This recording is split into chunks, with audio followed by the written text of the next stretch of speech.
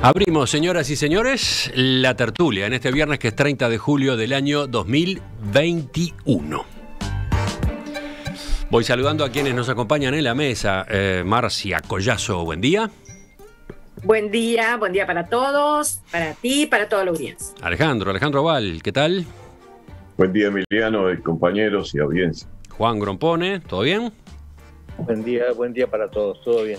Y Gonzalo Pérez del Castillo, el que está tiritando ahí. ¿Te recuperaste? Exactamente. ¿Sí? Muy buenos días. La próxima ponete el gorro. Buenos y calurosos días para todos. Bueno, vamos al primero de nuestros temas. Let me congratulate Uruguay on behalf of the entire committee for the inscription of this property on the World Heritage List, the work of engineer Eladio Dieste, Church of Atlántida, Uruguay. Ese era el momento en que el martes pasado la UNESCO declaraba como Patrimonio Histórico de la Humanidad a la iglesia Cristo Obrero, ubicada en Estación Atlántida y diseñada por el ingeniero Eladio Dieste. Esta iglesia, que fue edificada entre 1958 y 1960, se destaca por sus paredes y techos ondulados, construidos con ladrillos a la vista, sin columnas ni vigas.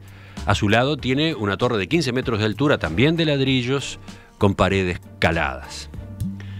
Ahora, la Comisión Nacional de Uruguay para UNESCO continuará los trabajos para que otras obras de Dieste sean incorporadas como Patrimonio de la Humanidad, entre ellas la iglesia de San Pedro, ubicada en la ciudad de Durazno. Con el paso que dio esta semana, Uruguay tiene 3 bienes de carácter material en la lista de Patrimonio Mundial de la UNESCO, ya que antes se habían aprobado el barrio histórico de Colonia del Sacramento y el paisaje industrial y cultural Fray Bentos, donde funcionó el frigorífico Anglo. Era un tema cantado para la tertulia de los viernes. Ya en otras ocasiones nos hemos referido a la obra de Dieste. ¿Por dónde iremos hoy a partir de esta noticia? Veamos. Empiezo con Juan, que siempre ha estado muy cerca de Dieste y su legado. ¿Juan? Sí, con mucho gusto. Mi vinculación con Eladio Dieste es de toda la vida, es decir, desde que yo nací lo conozco. Porque mi padre y Eladio Dieste padre y su esposa eran amigos de toda la vida. Y Eladio Dieste cuando estudió en Montevideo vivía en mi casa, ¿no? Vivía en mi casa de la calle Obligado. De modo que... Tú contaste alguna vez eso, ¿sí? Y nos dejaste a todos muy impresionados. Y no solo eso, sino que durante muchísimos años Dieste era un invitado constante, venía a almorzar todos los sábados. Era un ritual que se cumplía siempre. De modo que, en fin, he tenido infinidad de oportunidades de hablar con él y además yo estoy convencido de que soy ingeniero gracias a su influencia, ¿no? ¡Opa! A las cosas, a las conversaciones. Uh-huh. Es decir, soy el primer ingeniero de mi familia, ¿no? Aunque arrancaste para otra rama de la ingeniería. Exactamente, sí. Arranqué para otra rama, sí, porque me interesaban otras cosas. Bueno, además de esto, escribí una biografía que se llama Eladio Dieste, maestro de la ingeniería. Se puede encontrar en el sitio web mío y se puede bajar. En la sección Ciencia y Tecnología, ahí está esa biografía que fue escrita para cuando la universidad le dio el doctorado honoris causa, ¿no? Es decir, que me pidieron que escribiera una biografía y yo la escribí. Qué bueno ahora, recordarlo. Vamos a poner el link correspondiente para facilitar a los oyentes que lleguen hasta ahí. Ahí está, para verlo. Está ahí. Se puede bajar y leerlo, ¿no? La iglesia de Atlántida la conozco desde que estaba en obra, es decir, porque yo la visité con mis padres estando en obra, es decir, cuando yo todavía estaba techada, pero le faltaban montones, es decir, le faltaba todo el coro, le faltaba todo el altar, es decir, la conozco desde siempre. Y quiero hacer algunos comentarios. Es decir, para mí la iglesia de Atlántida es un monumento a la matemática, es un monumento a las formas matemáticas. Es decir, todas sus formas son matemáticas. Y en particular la exponencial, es decir, todo el mundo habla de la exponencial sin saber lo que es, pero la exponencial es la vedette de las funciones matemáticas, y la iglesia de Atlántida está construida alrededor de la exponencial, en todos sus sentidos. Por empezar, la forma de las bóvedas, es decir, las bóvedas tienen forma de catenaria. Yo quiero mostrar lo que es una catenaria, es decir, esto es una cadena. No creo que se ve. Sí, sí, se ve perfecto, una cadena. Una cadena que Juan toma en sus dos manos, digamos. Esa cadena, en este momento, más o menos, esto que estoy mostrando, es la bóveda de la iglesia de Atlántida. Es decir, esta es la curvatura de la bóveda de la iglesia de Atlántida. ¿Qué propiedad tiene la cadena? La cadena, imagínense que cada uno de los eslabones es un ladrillo. Es decir, en la cadena, cada eslabón es sostenido por el eslabón anterior y sostiene el siguiente, pero además pesa. Entonces, eso es lo que le da esta forma. Ahora, si nosotros nos imaginamos que la damos vuelta, entonces cada ladrillo se apoya en el siguiente y es empujado por el anterior. De modo que es la forma perfecta para hacer una bóveda. Es decir, por eso precisamente esa es lo que permite que esos ladrillos puestos en esa posición tengan permitan que un ladrillo, una cubierta de un ladrillo de espesor se sostenga perfectamente. Es decir, el antecedente más clásico es la bóveda romana, pero la bóveda romana era un círculo, es decir, que es una aproximación de la catenaria. Los romanos no conocían la catenaria, es decir, bueno, nadie conocía la catenaria, y era una manera de aproximarse a esta estructura. Este es el techo de la bóveda de Atlántida. Esto es el del Montevideo Shopping Center, y esto así, un poquito más, son los hilos que estaban apoyados, que llegan simplemente hasta el suelo, es decir, no tienen paredes, ¿no? Esas son las tres grandes estructuras que se pueden concebir con la catenaria. Bueno, las paredes son un conoide. Es un conoide, es una forma geométrica conocida, y la directriz, es decir, esa víbora ondulante, eso prácticamente es una sinusoide. Creo que no es exactamente una sinusoide por razones posiblemente casuales, pero la idea es una sinusoide. Bueno, la catenaria y la sinusoide son hijas de la función exponencial. Bueno, entonces, por encima de esa belleza, la belleza matemática que tiene la iglesia de Atlántida y que tienen todas las obras de Dieste, Dieste veía otra belleza, que él la llamaba la economía cósmica. Si la economía cósmica para él decía que algo así como que no se deben emplear más recursos de los que son necesarios, si no debe haber desperdicio. Y entonces eso era lo que lo llevaba a hacer esas estructuras que son delgadísimas, es decir, que tienen un ladrillo de espesor y 50 metros de luz, es decir, cosas que son casi impensables, precisamente porque era una economía cósmica. Era algo así como ofender a Dios y a la naturaleza y a las leyes físicas, poner dos ladrillos donde puede ir uno, ¿no? De modo que esto es un poco lo que quería introducir, que eso me parece que son las nociones más interesantes de la obra de Dieste, y esto es lo que en realidad se ha reconocido, su método constructivo. Bueno, qué punto de partida para esta conversación. Desde lo personal, el conocimiento directo de Juan con Eladio Dieste, hasta el hecho de que fue de algún modo un referente para él, y después toda esta explicación técnica de dónde están los principios de sus estructuras, al mismo tiempo tan bellas, ¿no? Tan desafiantes desde el punto de vista estético, arquitectónico. ¿Quién sigue ahora? ¿Qué otro ángulo incorporamos? Levante la mano el próximo. Sí, Marcia. Yo quisiera decir algo. Bueno, por supuesto, escuché con gran atención a Juan, porque verdaderamente yo ya me había llegado, ¿verdad? Esa noticia de que Dieste había estado tan cercano al padre de Juan, a Antonio. En Rivera de Obligado vive mi hermana de toda la vida, o sea que somos un poco vecinos ahí, pues yo estoy bastante cerca. Bueno, Sí, pero la también casona, estamos aclaremos, a- la casona de la familia Grompone era en Obligado, digamos, a media cuadra de Rivera, ¿no?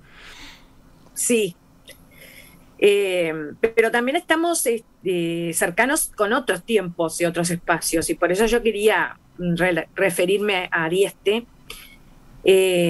Para mí Dieste forma parte de ese humanista, ¿verdad?, que aparece en el Renacimiento y que luego va a ser el gran impulsor de dos grandes mundos, de dos grandes rumbos, ¿no? Uno el de la ciencia y otro el del arte, pero mundos que constantemente van a abrevar uno en el otro y se van a tocar, porque precisamente yo veo en él el logro de algunas cosas que parecían desafíos prácticamente imposibles a lo largo por eso digo, a lo largo de la historia tanto de la ciencia como del arte. Me acuerdo de Filippo Brunelleschi, el arquitecto del 480, que hizo la cúpula de Santa María del Fiore en Florencia, que nadie creía que la podía llegar a hacer, y fue una hazaña del ladrillo también, justamente, ¿no? Ese doble casco. Y entre nosotros pienso también en la ingeniería, porque bueno, a mí me tocó también tener un hijo ingeniero, y me acuerdo que cuando mi hijo decidió hacer ingeniería, recién estaban apareciendo los celulares, los mensajes por celular, y me mandó un mensajito y me pone, estoy en Facultad de Ingeniería, a punto de anotarme. Llegué. Y yo le contesté con una frase muy, muy desafiante, si se quiere, le puse, ja, ja, lo que dice Pitágoras de los números. Y me contestó enseguida, a pesar de que estaba por entrar a anotarse, ¿qué dice? Yo no le dije nada, ¿no? Lo dejé ahí picando, porque yo quería que él, además de ser un ingeniero, se asomara a la filosofía y se asomara, ¿por qué no?, al arte. Y en Dieste lo veo totalmente reflejado y me emociona muchísimo, porque el ingeniero para mí tiene el desafío de resolver problemas que tienen que ver con la vida humana, con la sociedad, pero con la ciencia y la tecnología, ¿verdad?, de modo radical. Y el artista, que también fue Eladio Dieste, tiene la libertad de expresión. Y esa libertad de expresión, sumada a las necesidades de la vida, nos pueden dar una iglesia hermosísima que tiene una función social y religiosa, una función espiritual, una función para la comunidad, que me parece, por eso, me parece humanista, me parece total, me parece maravillosa, y por eso quiero saludar este honor que se nos hace, ¿verdad?, de declararla Patrimonio Histórico de la Humanidad. ¿A quién le doy la palabra ahora? Voy a dejar a Gonzalo para el final esta vez. Alejandro, vamos contigo. Bueno, después de la explicación de Juan, no se me ocurriría hablar de la cerámica armada ni todas esas cosas, porque seguramente sería muy impropio lo que podría yo llegar a decir. A Dieste tampoco lo conocí, bueno, bien a diferencia de Juan. Hemos sido, creo que todos contemporáneos de él, pero no lo conocí. Sí conocí algo o bastante a algunos de los nietos, porque era compañero y sigue siendo muy amigo de una hija mía, una de mis hijas arquitecta de Belén. Ahora, voy a contar alguna otra cosa que tiene que ver con la iglesia de Cristo Obrero. Por ejemplo, que allá por la década del 50, una mujer uruguaya muy católica, casada con Alberto Giudice, que se llamaba Adela Urioste Lema, le decían Cocó en la familia, ¿no? Bueno, vendió un campo que había heredado de sus padres y donó el dinero para la construcción de esa iglesia. Creo que no fue solo con ese dinero que se hizo la iglesia. Juan capaz que conoce más al detalle de eso, pero sí sé que se compró el terreno y bueno, materiales, y no sé hasta qué punto fue suficiente con esa donación de Adela Urioste. Ahora, otro aspecto de la vida personal de Eladio Dieste es que él se bautizó en la Iglesia Católica ya de mayor, y era profundamente católico. Una cosa, bueno, quizás extraña en el mundo tan abstracto de la ingeniería, ¿no, verdad? Pero no, él no era católico por buena influencia familiar directa, sino que se hizo católico por sí mismo y ya de mayor. Él Y quizás a eso responde en buena parte, bueno, que su obra se ve reflejada en la iglesia de Cristo Obrero, de Atlántida, en la de San Pedro de Durazno, en Nuestra Señora de Lourdes en Malvín, e incluso en alguna otra obra que hizo alguno de sus conocidos, como el ingeniero Soneira, Federico Soneira en el Pinar, que la iglesia del Pinar también sigue el mismo estilo constructivo que describía Juan y que fue una copia de lo que hacía Eladio Dieste. En fin, todas cuestiones que no tienen que ver directamente con la obra, pero sí con la persona. Un hombre profundamente singular y que, hasta donde yo sé, capaz que estoy equivocado, su nombre no está recordado en ninguna calle de ningún lado de Uruguay. Capaz que estoy equivocado, pero creo que es así. Y Eladio Dieste merecería no solo los reconocimientos como el que refería Juan del doctor honoris causa del año 93 en nuestra Universidad de la República, o alguno posterior de la Universidad de Montevideo, también como honoris causa, sino que por lo menos merecería ser recordado ya con esta obra, con este reconocimiento de la ONU, de la Iglesia de Cristo Obrero, va a ser muy recordado. Pero no estaría mal, bueno, que hubiera algo reflejado de su persona en el nomenclator de, por lo menos, de Montevideo, o de Artigas, que fue donde nació, porque Eladio Dieste había nacido en Artigas.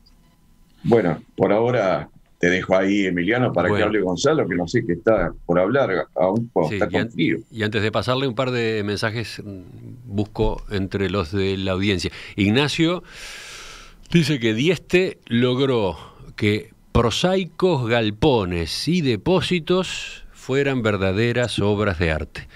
Es igualmente admirado por ingenieros y por arquitectos profesionales cuyos puntos de vista no siempre convergen, agrega. Después, está el mensaje que manda esta oyente Beatriz, que cuenta que es arquitecta. En 2019 trabajaba en una oficina en Nueva York. Cuando uno de mis colegas, arquitecto estadounidense, se enteró de que yo era uruguaya, lo primero que me preguntó fue por Eladio Dieste, que lo conocía, aunque nunca había visitado Uruguay. Y lo que cuenta la oyente es que quiso regalarle material, algún libro, alguna publicación sobre Dieste, y no pudo encontrar, en aquel momento por lo menos no pudo encontrar publicaciones en inglés. Y entonces subraya la importancia de que exista en ese idioma literatura en torno a la obra de Dieste. Capaz que después podemos chequear cuánto se ha avanzado en esa dirección o no, incluso con la Fundación Dieste. Pero vamos con Gonzalo ahora. Yo me he quedado mudo con las intervenciones de mis contertulios y su profundo conocimiento, me da no sé qué intervenir. Yo conozco a Eladio Dieste porque estoy casado con una arquitecta que los arquitectos admiran más a Dieste que los ingenieros, con excepción de los ingenieros que son medios locos, así como Juan, que además de ser ingeniero tiene veleidades artísticas, escribe porque Dieste rompió con Dieste fue un creador, aparte de un técnico ingenieril sobresaliente, fue también una persona que se animó a jugar con las estructuras, que no es el tipo de cosa que a los ingenieros les divierte demasiado. Así que yo a él lo conocí, por eso conocí sus obras, conocí la admiración que se tiene por él en este país, por la gente que sabe de estos temas, ¿no? Y me da realmente mucho gusto, porque los arquitectos lo llegan a comparar con Le Corbusier, que es uno de los arquitectos más afamados. Incluso dicen que esta iglesia fue contemporánea de una iglesia muy famosa que hizo Le Corbusier, que está en Ronchamp, en Francia, y que no es mucho mejor. Así que realmente es una persona muy venerada, pero sobre todo por los arquitectos. Yo no sé si es que al final la Facultad de Arquitectura le dio el título de arquitecto también, o si solo le reconocieron doctor honoris causa. Pero la realidad es esa, es una persona muy venerada por los arquitectos. Y la otra cosa que sí puedo mencionar es que, por supuesto que es un gran reconocimiento. La UNESCO estableció en 1972 esta lista de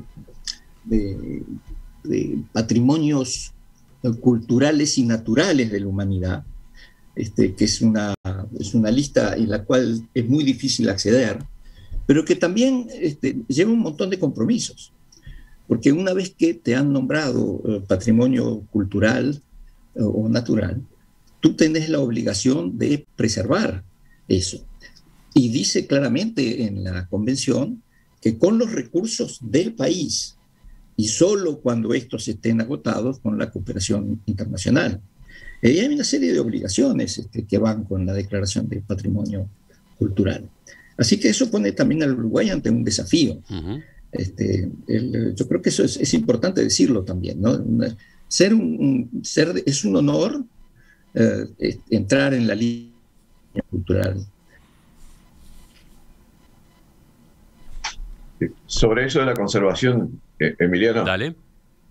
Quiero decir también que me extrañó que no mencionara a mi amigo Alejandro Avalo Liu el hecho de que esta iglesia representa mucho el Concilio Vaticano II, que fue aquel concilio de Juan XXIII en donde la iglesia decidió, entre otras cosas, que las misas tenía que ser más cercana a la gente y por lo tanto no podía ser en latín, sino que tenía que ser dicho en el idioma nacional. Y esta iglesia, si mi mujer me lo explicó bien, tiene un altar que está a la altura no está por encima de los fieles, sino que está un escaloncito más arriba nomás para permitir que se vea mejor al sacerdote, pero es una iglesia y obrera. El Eladio Dieste se hizo católico, pero conservó algunas de sus ideas igualitarias, que no para nada contradice al cristianismo.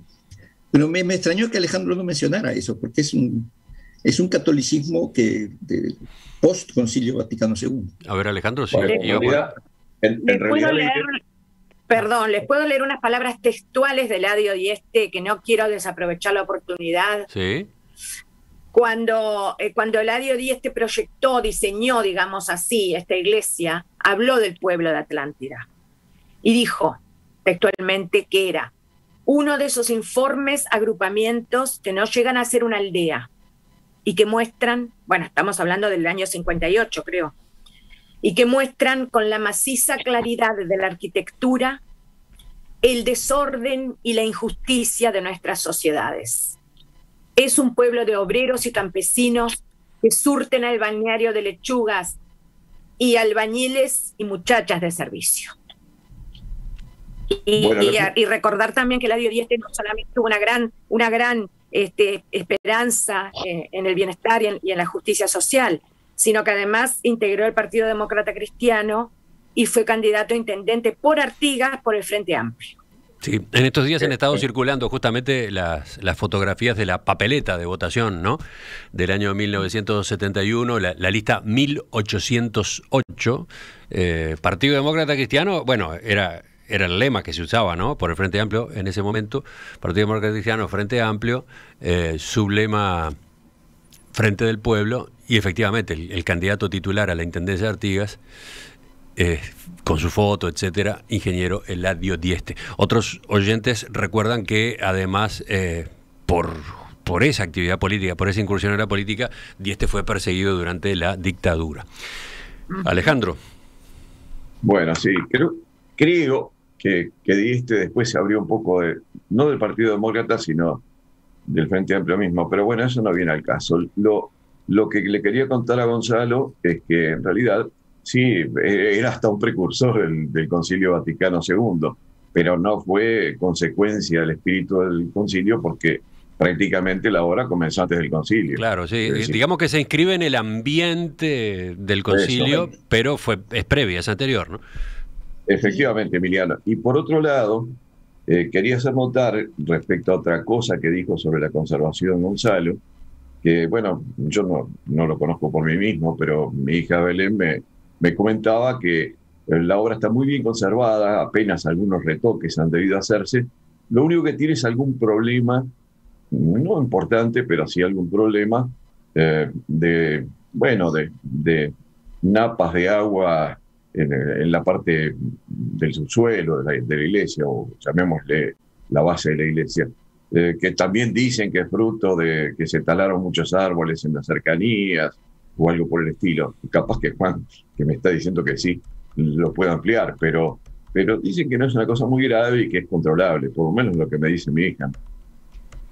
Sí, creo que hay un punto interesante, que es el diseño de la iglesia. La iglesia está diseñada al estilo de las clásicas iglesias italianas, es decir, que está formada por tres elementos: la nave de la iglesia, el baptisterio y la torre, ¿no? Es decir, son tres elementos, como por ejemplo, bueno, ese en el caso del centro de Pisa, ¿no? Es clarísimo. La torre de Pisa es el campanario, está el cuerpo de la iglesia y el baptisterio. El baptisterio de Brunelleschi también es conocidísimo, ¿no? En Florencia. Pero lo interesante, lo curiosísimo que tiene la iglesia de Atlántida es la conexión entre el baptisterio y la iglesia.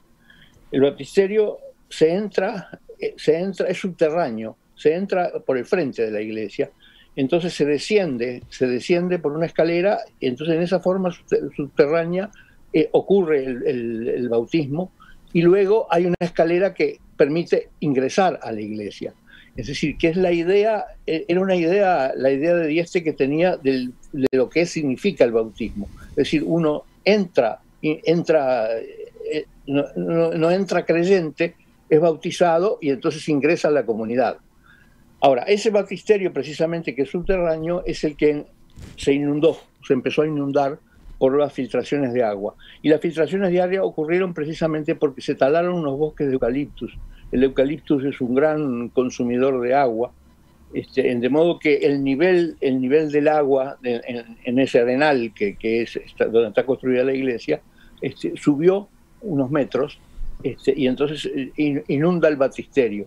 Y entonces ese es uno de los problemas que tiene la iglesia actualmente. Yo creo que la solución sería volver a plantar los árboles, ¿no? Es decir, más que poner bombas y hacer otra cosa, es decir, dejemos que los eucaliptos, que no sirven para casi nada, sirvan para eso, para absorber agua, ¿no? Bueno. Sirven para leña también. También para leña, sí, pero para muy poco. Juan abre otra discusión allí, desde su posicionamiento peleador de siempre. Bueno, pero cerremos ese paréntesis. A propósito de reconocimientos a Eladio Dieste, a propósito de homenajes, hay oyentes varios que nos hacen notar que, cómo se me pierden los mensajes, se van agregando unos a otros, y entonces, ¿cómo hago para encontrar el que iba a leer? Bueno, la ruta 11, sobre la cual está emplazada la iglesia de Cristo Obrero, lleva como nombre Eladio Dieste. Hay uno de esos bautismos que de algún modo se estaban reclamando, por ejemplo, en la intervención de Alejandro. Y después, a ver si encuentro el otro mensaje. Acá está. Vivo en la calle Eladio Dieste en Lagomar. Este año la Intendencia Canaria cambió el nombre de calles y la mía pasó a ser justamente Eladio Dieste, cuenta Karina en su mensaje. Muy bueno, Karina. No sabía. Gracias por el dato. Y después, ¿quieren escuchar algún otro mensaje más? Bueno, dice este mensaje: para mí, Eladio Dieste es el Leonardo da Vinci uruguayo. Juan, tú que sos tan fan de Leonardo, ¿qué decís de esta comparación que hacía la oyente Alicia? Bueno, comparte la profesión. Leonardo técnicamente era un ingeniero en fortificaciones, ¿no? Claro. De modo que su profesión era ingeniero y su afición era la pintura. Es decir, era un pintor aficionado, pintó muy poco Leonardo, ¿no? Vamos a poner, un poco, pero muy bueno. En nuestro sitio web vamos a poner, por supuesto, como es costumbre, algunas posibilidades de profundizar en la obra de Dieste. Los oyentes reclaman eso. Incluiremos tanto, trabajos publicados en la web misma, como libros, como entrevistas, como audiovisuales. Acá, por ejemplo, a propósito de libros en inglés sobre la obra de Dieste. Un oyente le pasó a la oyente, que yo mencionaba hace un rato, uno de los tantos ejemplos. Eladio Dieste, Innovación en Arte Estructural. Ese es el título. También lo vamos a poner linkeado para que quienes quieran lo ubiquen.